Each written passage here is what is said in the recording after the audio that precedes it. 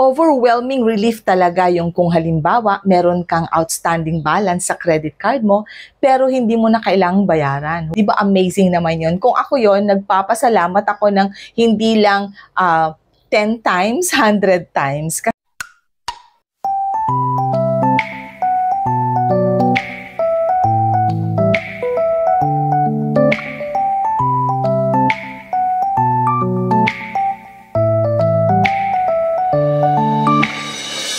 Hi everyone, Crisel Morales here. Welcome back dito sa ating YouTube channel.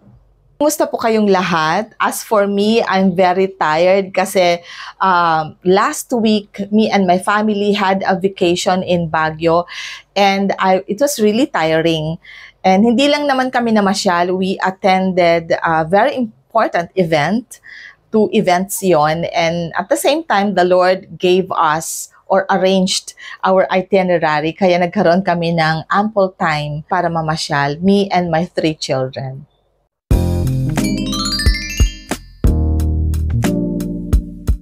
Alright, so balikan ko yung short na ginawa ko when I was in Baguio, and na-mention ko doon na pagbalik ko from Baguio, I will be sharing with you kung ano ba yung mga mode of payment at kung ano ba yung ginamit ko for our expenses, anong credit card, debit card, para magkaroon tayo ng idea kung ano yung kailangan nating i-prepare once that we are going for a vacation. Para magkaroon tayo ng new whole idea kung ano yung most convenient mode of payment as of today. Actually, nag-prepare ako ng debit cards and also my credit card. But then again, napag-isipan ko na parang ayokong mag-credit card. Parang sabi ko, ayoko na uutangin ko yung gagastusin namin dito kasi I'd like to let my children feel na pinag-ipunan ko naman yung gagastusin namin for that vacation. So, hindi ako gumamit ng credit card but I used my GCash. And actually, ang ginamit ko is GoTime and GCash.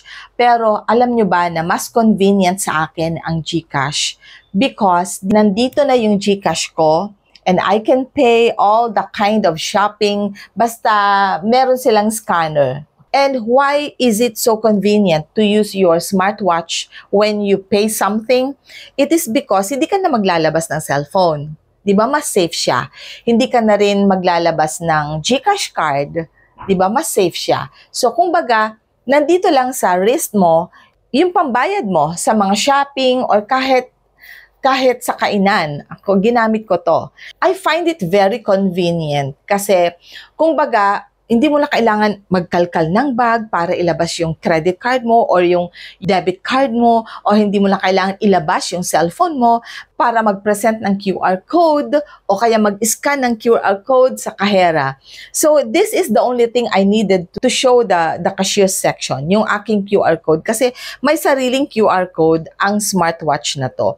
But of course, you have to make sure na may laman naman ang GCash mo. Properly funded naman ang GCash mo para anytime na ipascan mo yung QR code mo sa cashier's section, magiging successful lahat ng transaction mo, provided fully funded ang GCash mo.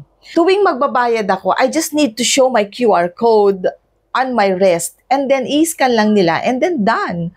So, as easy as that. But of course, disclaimer, I am not telling you or influencing you to buy smartwatch para lang ma-experience ninyo yung convenience na sinasabi ko. Of course, you can still use your cell phone kasi pwede ka namang mag-generate ng QR code dito or you can use your cell phone para i-scan yung QR code ng kahera or otherwise, you can still use your GCash card or your debit card and your credit card. By the way, this is Huawei. This is Huawei GT5. Hindi ito yung GT5 Pro kasi malaki yung Pro. Ito yung GT5 lang na Huawei. If you have a plan of buying a smartwatch, kahit hindi naman yung GT5 ang bilhin ninyo,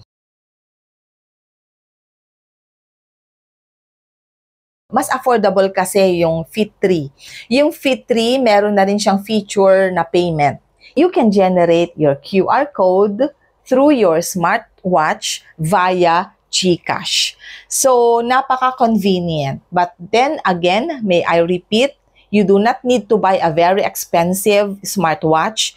Basta yung smartwatch na yan, merong feature na payment.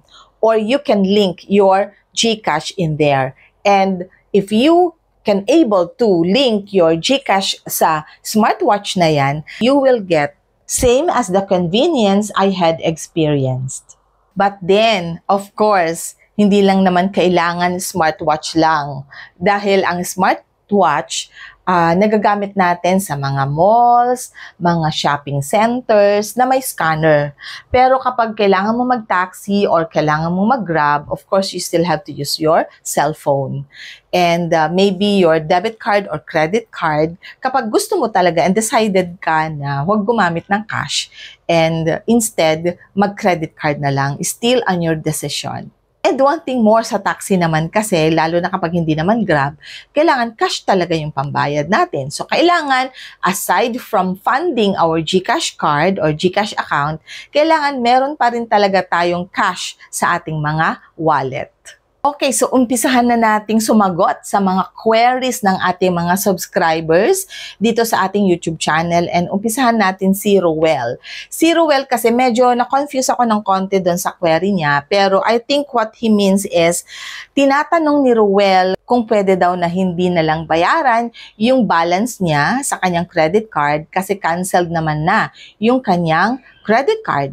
So okay lang ba na wag na lang bayaran? I think that's the flaw or the thought dito sa kanyang comment. Well, ang answer ko sa iyo, Ruel, hindi pwede. Kahit kinancel na ni bangko yung credit card mo, pero meron ka pa ring outstanding balance, you still have to pay the outstanding balance. Kasi whether you like it or not, babalikan ka talaga ni bangko. Ang proper thing to do naman talaga is we have to pay the outstanding balance. So, kailangan pa rin bayaran natin siya. Okay, another query na nanggaling naman kay Helen. Ang question ni Helen is, pwede daw ba na makiusap kay bangko kung halimbawang hindi niya kayang bayaran yung kanyang outstanding balance o yung kanyang credit card bill? Ang answer dyan is yes. Very, very yes. I would like to ask you, Helen, napanood mo na ba yung mga previous videos ko where I discussed kung ano yung dapat gawin if you are unable to pay or hindi mo kayang bayaran yung outstanding or credit card bill mo? Meron akong video dito, thumbnail. Ilalagay ko na lang dito yung thumbnail and then try to scan sa ating YouTube channel yung topic na yan at panoorin mo. Otherwise, I will also try to put the link or the card here and try to watch the video that will really discuss more of the topic that we are talking about right now para mas magkaroon ka ng idea on what to do if hindi ka makapagbayad or hindi mo kayang bayaran at gusto mong makiusap kay bangko. I've observed na ang dami sa mga queries ninyo ang nagtatanong kung anong dapat gawin kung hindi kayang bayaran yung outstanding balance or credit card bill. Parang feeling ko, ang bigat talaga ng mga pasanin ng bawat isa sa atin, lalo na if you are a parent, a mother, lalong-lalo na yung mga single mom just like me, no, na sila lang talaga yung kumakayod for the family, and sometimes it's not even enough. O kaya may mga sitwasyon din na iniwan ng asawa and wala na siyang katuwang sa mga expenses, although we can still demand our rights or the rights of our children para humingi ng suporta sa ex-husband natin kung halimbawa mang naghiwalay kayo legally, no? But still, hindi na katulad before. No? So, may process tayong gagawin dyan. Merong struggles na pagdadaanan ng bawat isa. Kaya, lahat yata tayo, ganito yung nagiging problema. Ito na naman yung credit card bill ko, ito na naman yung babayaran ko. Paano ko kaya babayaran to? Ang dami kong other expenses with regards to my children, sa pag-aaral nila, sa mga utilities, sa everyday living, yung mga food expenses natin, allowance ng mga anak, suporta sa pamilya, sa magulang, sa kapatid, di ba? Kaya sabi ko, and then I also observed na parang nagiging mahirap ang buhay. I don't know if mahirap talaga yung buhay or sadyang kulang lang talaga yung sinasahod natin. Okay? So, whichever is, still we experience those kinds of struggles and trials in life.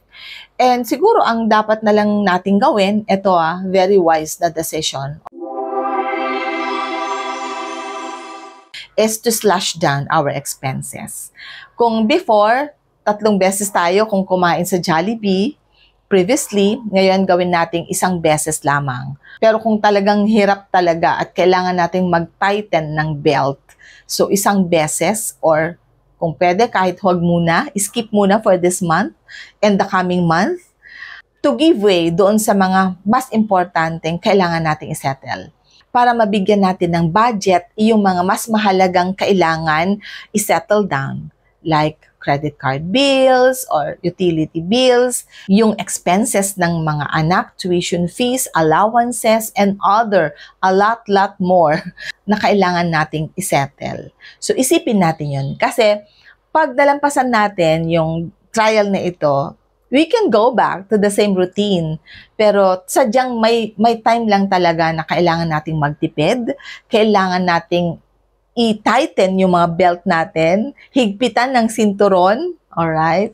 And then, kung kailangan nating huwag masyadong magarbo sa pagkain kasi kung minsan ang dami nating leftovers and hindi tayo marunong mag-reheat, hindi tayo marunong. Ako kasi ang ginagawa ko, rini-recycle ko yung mga leftover. Sometimes ginagawa kong ibang putahe. Kung pwedeng meron pang i-reserve na pwede nating i-reheat or i-recycle. Kung ano yung mga kailangan nating gawin para lang makasave tayo, gawin natin. Okay, another query naman na nanggaling doon sa short na ginawa ko months, I think years ago, about an air cooler that I bought, no? And then, ito kasi yung Hanabishi na air cooler. And ang dami-daming views. Kasi, obviously, napakainit ang Pilipinas. 15 years ago, ang lamig-lamig pa rin ng Baguio. Pero sa mga taong ito, hindi na gaano. Hindi na katulad before. And yes, we need an electronics to neutralize the humidity in our place. Kahit sa Manila, mainit din, and sa ibang provinces. And sabi ng query natin na nanggaling kay Nitya, N-I-T-Y-A. Alright, does it work in humidity? Of course, yes it does. Lalong-lalo na kung yung air cooler mo, lalagyan mo ng iced water. Pwede ding tubig and then lagyan mo ng cube ice. So if you do that, the more na magiging malamig yung ibubuga ng air cooler mo. But asahan natin na hindi magbabago yung temperature sa lugar mo. Kung ano yung binubuga ng air cooler, yun lang talaga yung malamig.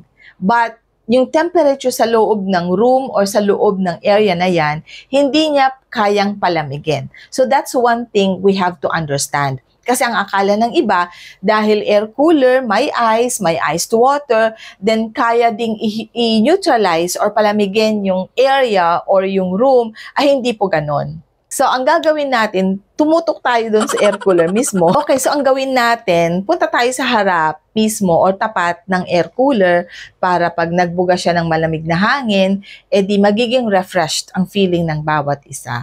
So there you go, natapos na po tayo sa ating video.